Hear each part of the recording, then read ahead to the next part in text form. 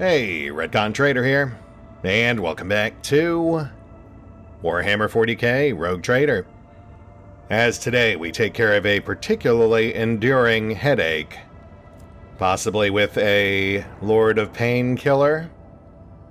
We are headed back down momentarily, but I will note there was nothing else in the forest. No follow-up with Caligos. Though I will also note that his fleet does still appear to be here. We just can't interact with them, which does make me suspect that we're not quite done with him just yet. But I guess we'll find out once we're done catching up with Tervantius. That said, let's head on down.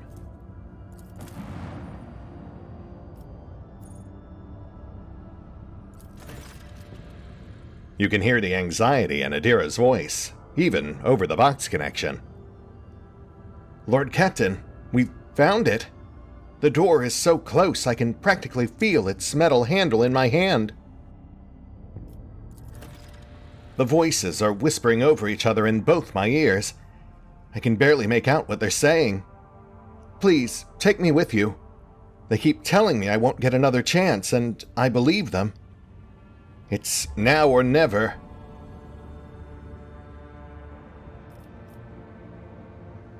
Sure. I've already accounted for it. Come on. Thank you, Lord Captain. I'll owe you until the day I die. You can hold me to that. Well, Dor, I'll see you soon. Which will make things interesting, since obviously we also want Yurliet in tow for this. So we are running with a fairly non-optimal skill spread. Yurliet on demo, Val tagging in for Medicae. Let's see what we got.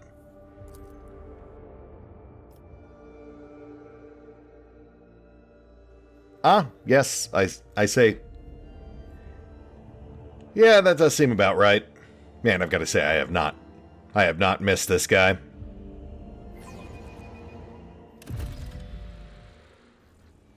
But hey, all the more reason to make sure he stays gone. Though, right off the bat, we are seeing that this is not a purely Drukhari facility. I mean, even without the storage room full of old papers. Pretty obviously of Imperial make. We've got a job to do, Rust Bucket. And Vesper seems to have taken off somewhere. I wonder if she pings objects just like Glado does.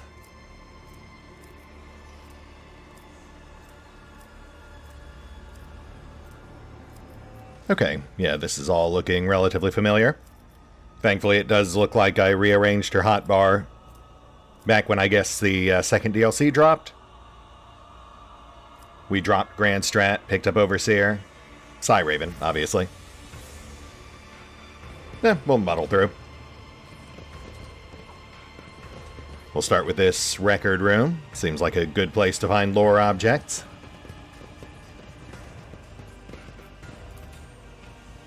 A thick layer of ancient dust covers the walls, floor, and equipment. Is there money to be made? Minor cargo, nothing we need.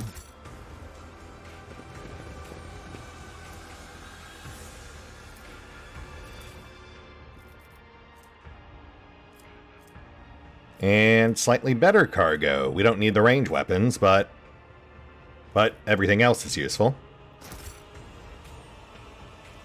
Also, surprisingly, nothing readable. Though at the very least, it does seem to confirm that this is, in fact, a human-centric facility. So, compromised by Tervantius as opposed to purpose-built. I always have a backup plan. Lord Captain, the voices are so noisy. They're calling me. The door must be around here. We need to go farther. Deeper. People go on and on about Xenos this and Xenos that. But I look at you, Iliet, and I think you look like a human. Albeit a dangerously skinny one. A degrading comparison, monkey. You are the call of Cylon Thrash in a corporeal shell. You could tear the veil apart at any moment. We are as alike as a snowy mountain peak and dirt on the sole of a shoe. Alright, easy, Juliet. Girl's got her problems, but that's why we're here.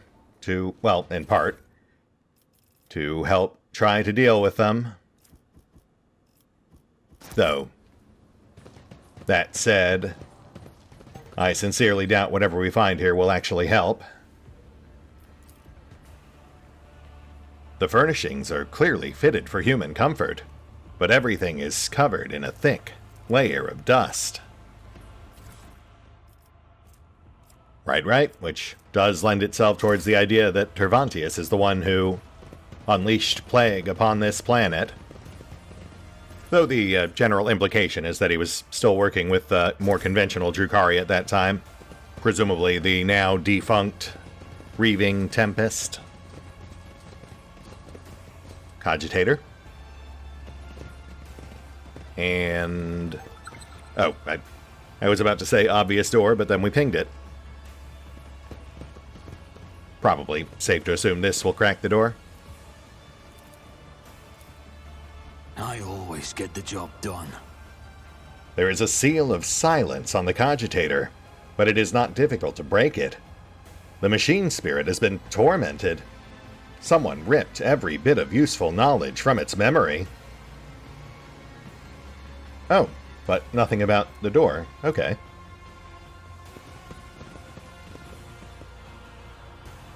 Also, foul aberration. So, combat encounter ahead.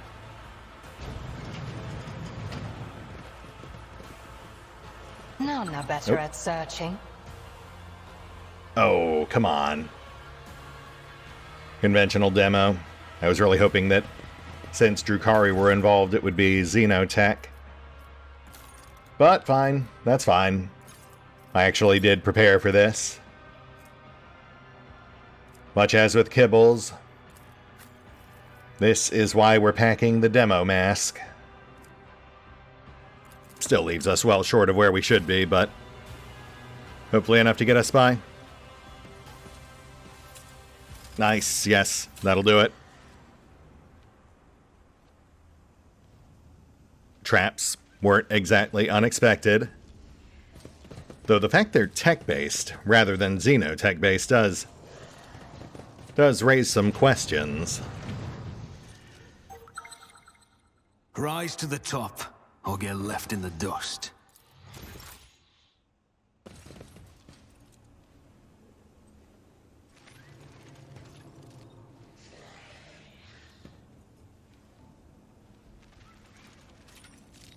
Experiment number 4311? No, 17? What kind of experiment is this? Oh, interesting. Old lab assistants? We can see a beta grotesque there. Perhaps a prototype for our son back in Gamora. May he rest in pieces. Oh. Okay. Apparently we did not detect a second layer of traps, but we seem to be fine. Wild that we missed that, though. Even without the helm, Juliet's still rocking 200 awareness.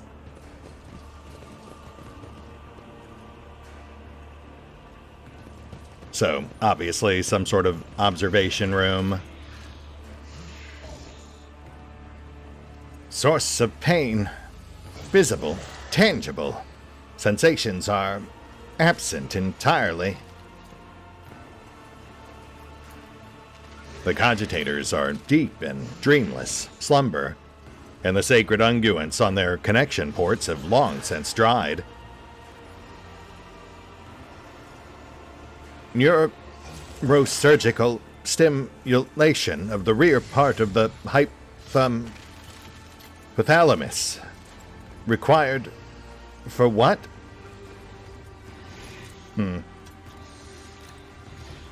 Also, Alpha Grotesque, so yeah, that really does imply these are prototypes for Aggie? No, Angie. Anguish Prospector. Yes, that was our son. Oh, Angie, you never stood a chance. Certainly not the first son stolen by Tervantius, but hopefully it will be the last. Strange notes. The notebook contains detailed observations, formula, and diagrams, and is thickly covered in a viscous, green liquid. Almost all the pages are firmly glued together, their contents turned into blurry stains. Experiment number 78. Outcome: failure. Subject capable of maintaining minimal vital functions. Falls short of every requirement. Degree of intrinsical abnormalities and deformities unacceptable. Failure. Upon being removed from the capsule, the subject's vital processes ceased in an excruciating manner following a brain hemorrhage and multiple internal bleedings. Experiment number 13. Outcome: partial success. Specimen capable of maintaining basic vital processes, but only if continually neurally stimulated by means of drilling through the elbow, knee, and hip joints. Experiment number 21. Outcome: success? The last of 6 subjects conform to the minimum requirements, but their capabilities are limited. They are incapable of learning.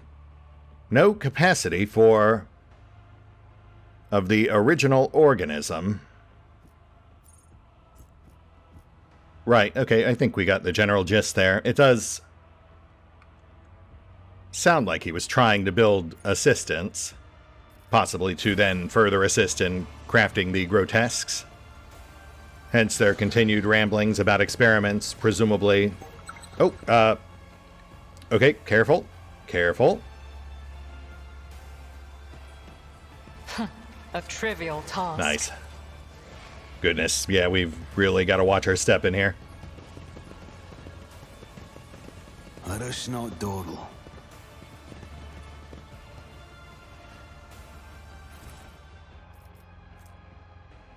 Toxic Flamer. Pretty potent high-end flamer, though it does, I think, fall short of the end cap flamer we just pulled from the Explorators. But it does also double up on the DOTs, poison and flame. So I could definitely see the appeal there. I'll give that a closer look once we get back, compare it to what we've currently got on Ulfar. I mean, generally speaking, we kill people fast enough that the DOTs aren't really a big deal regardless, but you know, at least worth considering. And that's it. Flamer plus a bit of lore. And a preview, I suppose, of the fight to come, which it does seem like we're probably about to be channeled into.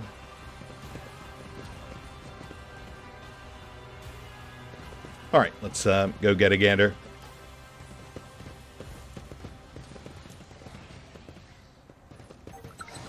Oh, hello there. Ah, just cargo. Okay, let's take these guys out.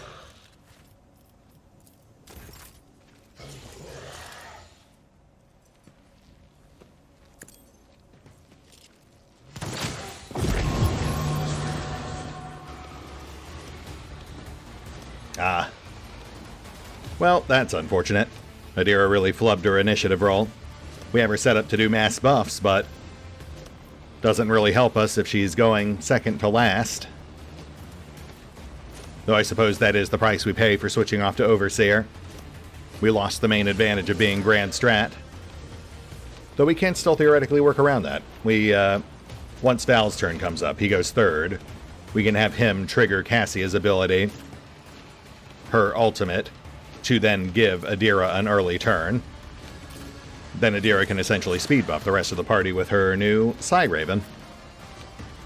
Slightly circuitous, probably not worth the effort, but I would like to at least give it a shot.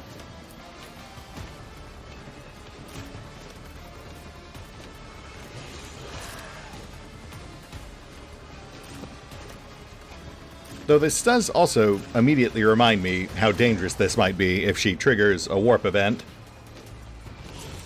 Which isn't likely, but also isn't beyond the realms of possibility. There is a reason we stopped using her in the first place. Guess we'll see how that goes.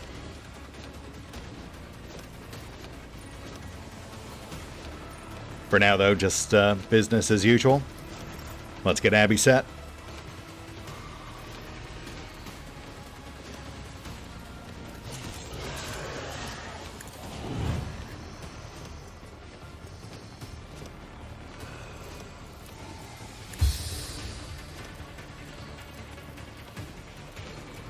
Yeah, just go ahead and lock them. I educate you on the art of pain.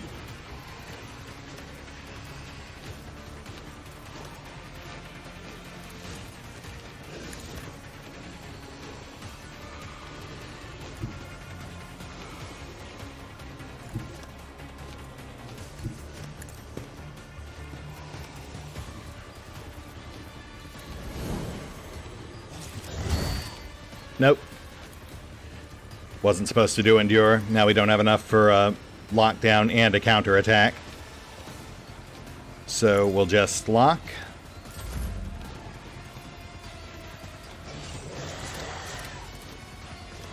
More up top.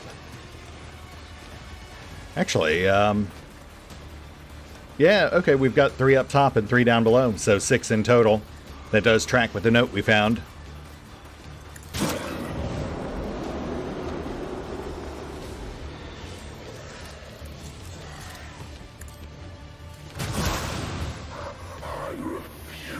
Oh, weird. I wonder why we procced that.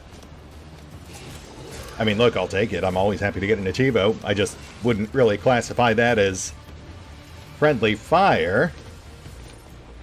Unless I'm really misreading the situation here.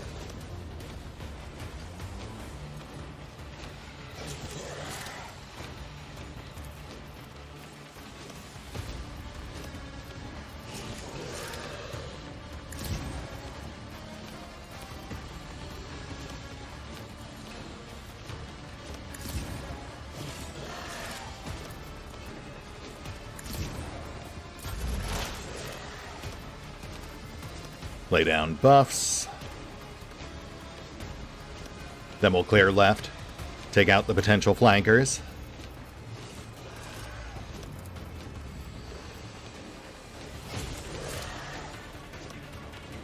Advancing.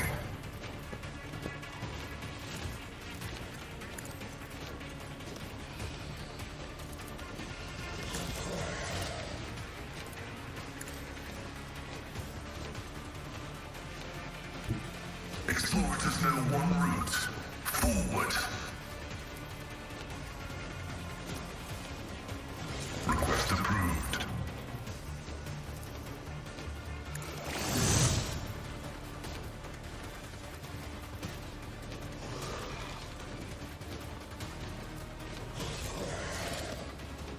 Running binary code. Silent fresh. And I guess that's it. Backed off slightly too quickly, but that's fine. Thought we'd still have line of sight to at least 1 or 2. And Val. Let's get those buffs up.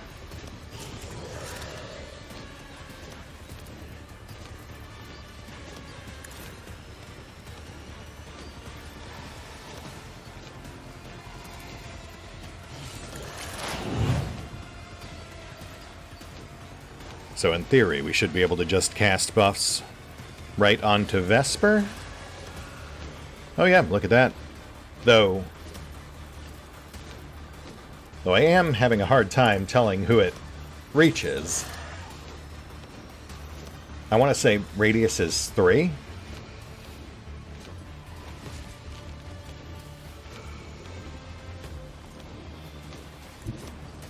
Hold on, let me tag Abby first.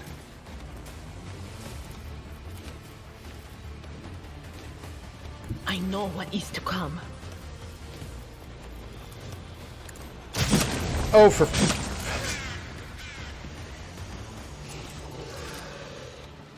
Hey, thanks for coming out, Adira. Always a pleasure. Right, well, honestly, after all that setup, I really guess I should have seen that coming.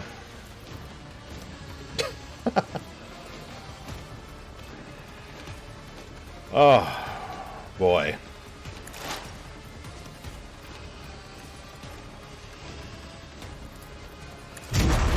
Oh, for goodness sake. Adira, please, stop exploding. Stop exploding. This is why I never take you anywhere.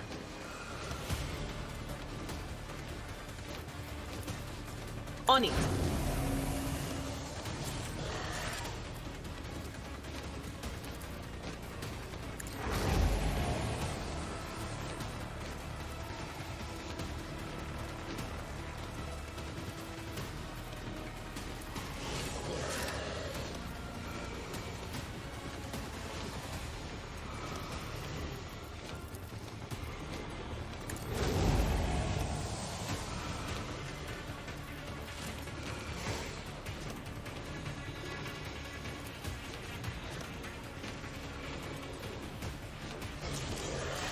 What?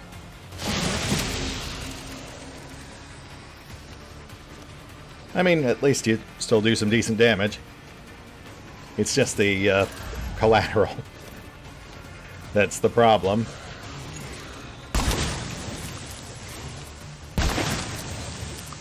Wow, really?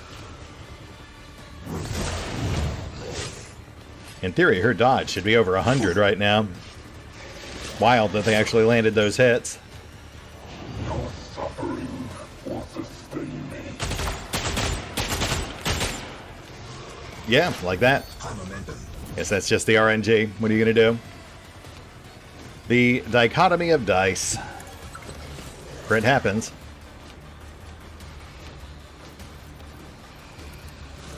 But again, no big deal. Aside from being mildly annoying, it barely slowed us down. Cass already had her turn. Val missed his shots, but we've got the rest of the squad to pick up the slack.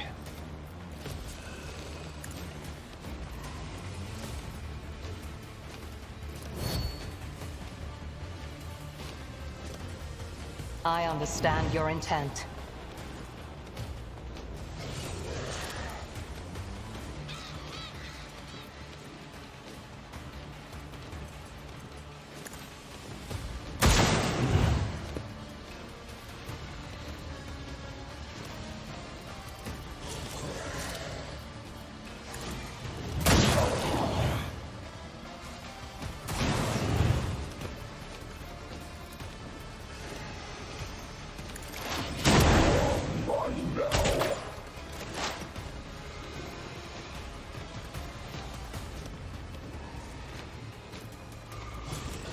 All right, Vesper, let's try this. Quiet whispers. It's my toy, and I'm gonna control it myself.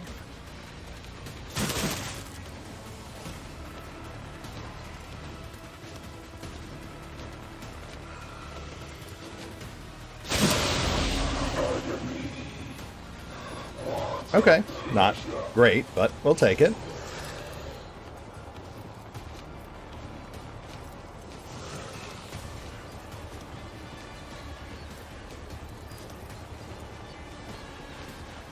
Anything is.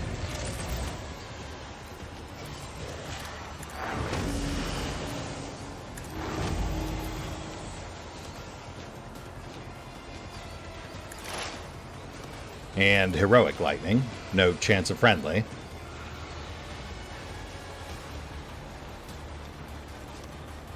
This can't be over. Which procs Gurliet. Don't really need it, but we'll slap a trap. Ultimately moot, though, because in theory, Adira is about to wrap this up.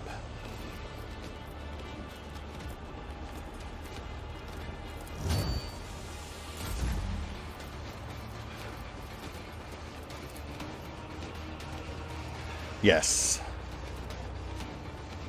This should finish it.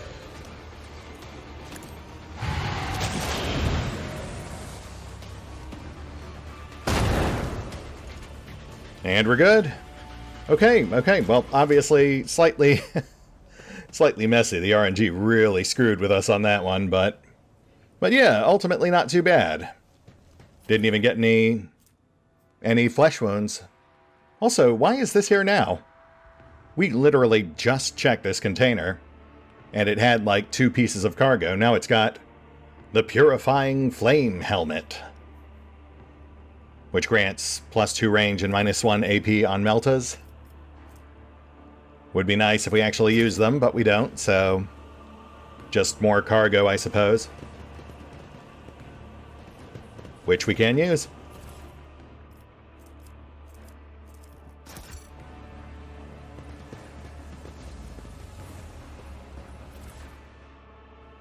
Though this we do not need. Sadly, as aforementioned, Xenotech is completely useless to us at this point.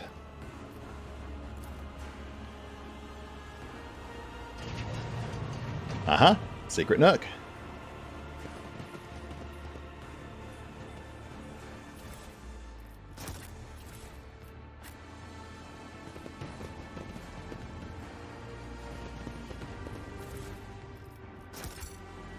With more cargo, we'll take it.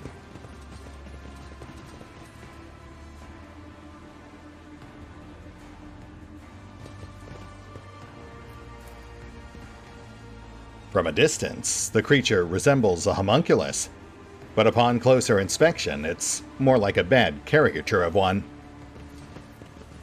Yes, which again does reinforce the idea that these are failed attempts at creating lab assistants.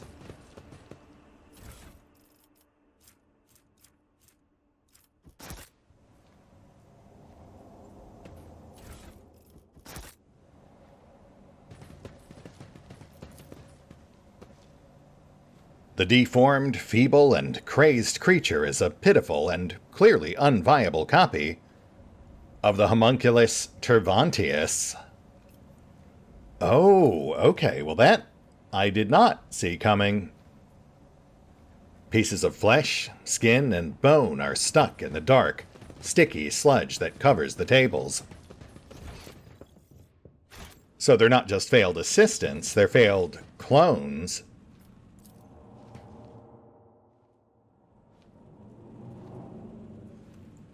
We're close. I can almost feel the door handle in my hand. What? Yes, I hear you, my sweet whispers. Just guide us, please. Oh, Adira, you are really setting yourself up for disappointment here. There is no way this ends well.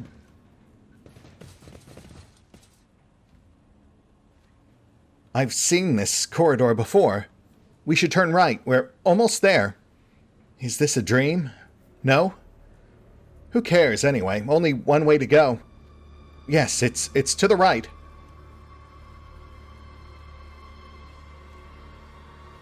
Okay, obvious paths off to left, but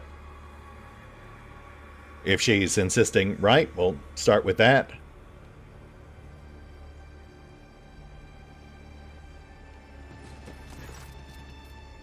Adira stares intently at the solid wall in front of her, shifting from foot to foot and biting her nails. The wall looks like an ordinary plasteel and rockreat surface, no different from any other in here. Lord Captain, this is it. The planks for my visions. Even the scratches on the walls are the same. Except for one thing. She points at the wall. That's where the door is supposed to be. The one I keep opening in my dreams every night. I've seen this moment so many times it feels more real to me than I am. My visions couldn't have lied to me.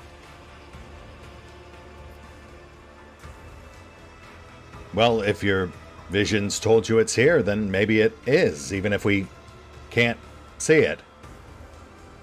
Go ahead, try to open it like in your dreams. Open a door that doesn't exist. Ha! The things you say sometimes, Lord Captain. Well, it wouldn't be the strangest thing we've ever done. Oh, what the warp.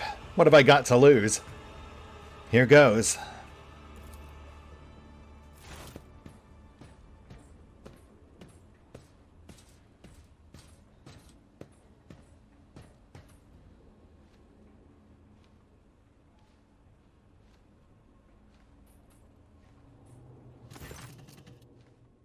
Adira steps closer to the wall and reaches out toward the non-existent door.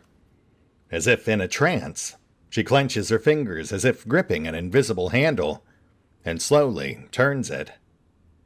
You hear a click. A violent ripple tears through the space around the wall. A cacophony of whispers makes your skin crawl from head to toe, like an unseen wave emanating from twisted, broken reality. Uneven rays of impossible, nauseating light break through the rockcrete, forming the silhouette of a doorway. Eventually, the vision passes, and you clearly see a door where a blank wall used to be. Adira turns to you with a wide and somewhat deranged smile. Lord Captain, we found it. It's the door. Exactly like the one in my visions. Which means my salvation is close. Uh-huh. Except... She frowns in concern. Except it wasn't hidden by some force field contraption. It was a powerful warp barrier. I could never have removed something like that. It's like our arrival was expected. And now they're inviting us in. We'd best be ready. Someone who knows their witchcraft is waiting inside. Yeah, can't really say that's much of a shock, but... Look, we came down here knowing there might be trouble. Especially given who runs the place, but I'm sure as long as we stick together, we'll be fine. Just hang in there. Adira looks somewhat emboldened by her words. She smiles. Well, you're not wrong. We've been through worse, haven't we? Thanks, Lord Captain. I won't let you down. Well, we'll see about that. Alright, Cervantes, you've got a brief reprieve. Adira, let's clear your head. Always keep your eye on the prize.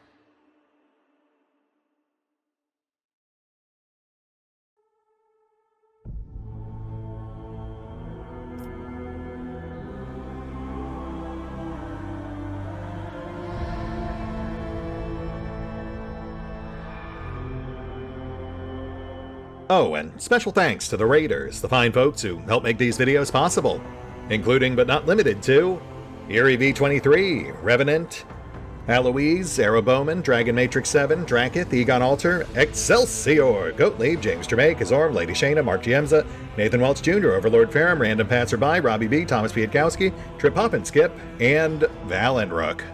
Thanks for your support, guys. That said, if you'd also like to help support the channel, then feel free to push the buttons that do the things. Trust me, it does make a difference. Or you can even check out the PayPal, the Patreon, the Nexus GG, or the YouTube memberships. Links are in the description. We've got a job to do, Rust Bucket.